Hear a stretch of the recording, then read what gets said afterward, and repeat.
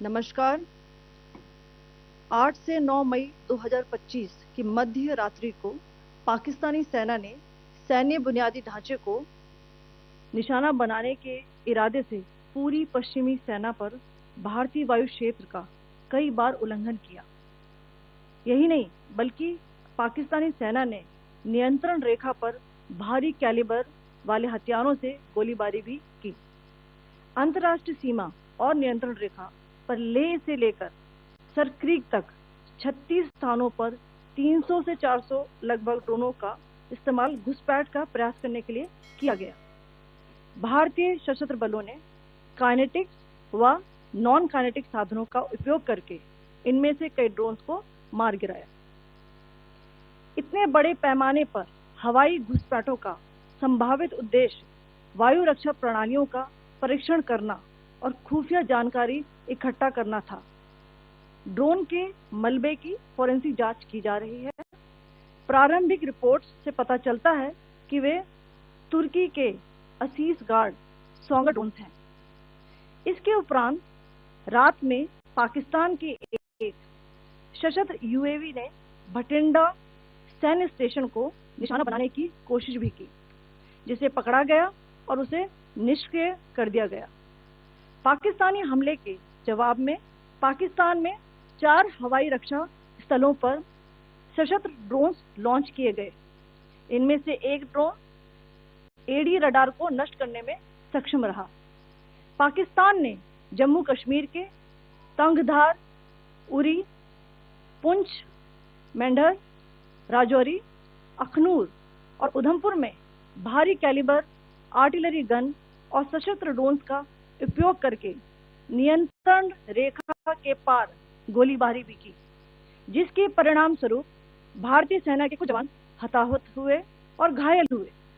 भारतीय जवाबी कार्रवाई में पाकिस्तानी सेना को भी बड़ा नुकसान पहुंचाया गया। पाकिस्तान ने जम्मू कश्मीर के तंगधार, उरी, पुंछ, मेंढर, राजौरी, अखनूर और उधमपुर में भारी कैलिबर आर्टिलरी गन और सशस्त्र ड्रोन्स का उपयोग करके नियंत्रण रेखा के पार गोलीबारी भी की, जिसके परिणाम स्वरूप भारतीय सेना के कुछ जवान हताहत हुए और घायल हुए। भारतीय जवाबी कार्रवाई में पाकिस्तानी सेना को भी बड़ा नुकसान पहुंचाया गया। इसके अलावा पाकिस्तान का गैर जिम्मेदाराना व्यवहार फिर से सामने आया। 7 मई 2025 को रात 8:30 बजे एक असफल अकारण ड्रोन और मिसाइल हमला करने के बावजूद पाकिस्तान ने अपना नागरिक हवाई क्षेत्र बंद नहीं किया। पाकिस्तान अपने नागरिक विमानों को ढाल के रूप में इस्तेमाल कर रहा है, जबकि उसे अच्छी तरह से पता है कि भारत पर उसके हमले से हवाई रक्षा की तीव्र प्रतिक्रिया होगी। यह भारत और पाकिस्तान के बीच अंतर्राष्ट्रीय सीमा के पास उड़ान भरने वाले अंतर्राष्ट्रीय उड़ानों सहित नागरिक विमानों के लिए सुरक्षित नहीं है। यहाँ स्क्रीन शॉट में पंजाब सेक्टर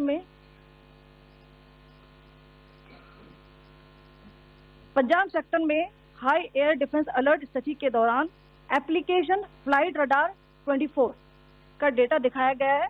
जैसा कि आप देख रहे हैं यहाँ पर भारतीय पक्ष का हवाई क्षेत्र घोषित बंद के कारण नागरिक हवाई यातायात से पूरी तरह से रहित है। कराची और लाहौर के बीच के हवाई अड्डे मार्ग पर नागरिक एयरलाइंस उड़ान भर रही है। हाई अलर्ट किया गया है विमान फ्लाइनेस एविएशन का एयरबस 320, जैसा कि आप यहाँ देख रहे हैं,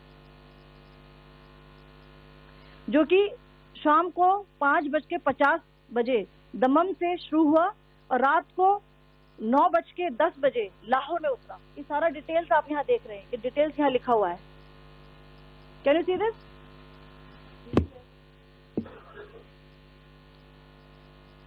भारतीय वायुसेना ने अपनी प्रतिक्रिया में काफी संयम दिखाया और इस प्रकार अंतर्राष्ट्रीय नागरिक विमान सेवा की सुरक्षा सुनिश्चित की। धन्यवाद। जय Hind. Subscribe to Midday India. Get direct notifications on all our videos by clicking on the bell icon.